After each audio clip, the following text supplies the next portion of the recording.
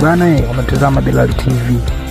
Cha msingi ni kufanya ni kitu kimoja tu, comment, kushare, lakini kubwa zaidi usisahau kusubscribe ili na wewe miongoni mwa watu wa kwanza kupata habari zetu, magori, habari zote za kimichezo. Ni Bilal TV. Karibu sasa.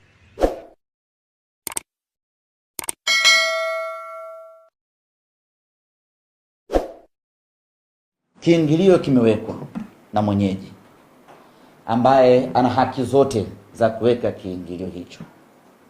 Tunafanyaje sisi mashabiki wa Simba?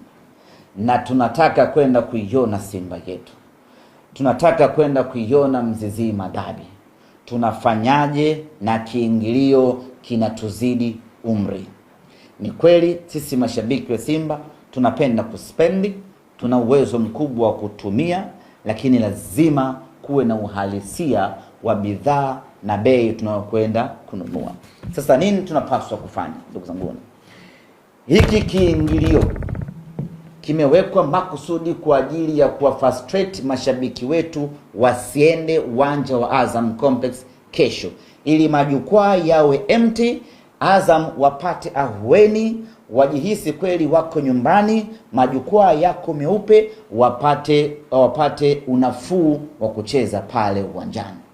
Mimi niwaambie mashabiki wa Simba na niwaombe mashabiki wa Simba, pamoja na kwamba kiingilio hiki kinaumiza kweli kweli, pamoja na kwamba kiingilio hiki ni kikubwa kweli kweli, pamoja na kwamba kiingilio hiki cha 15,000 hakijawahi kutumika katika nchi yetu ya Tanzania, lakini niwaombe mashabiki wa Simba, kesho tujiumize mioyo yetu, kesho tujimalize tunavyoweza kujimaliza, kesho tutumie mpaka fedha ya mchagoni, kila mtu akate tiketi aje uwanjani.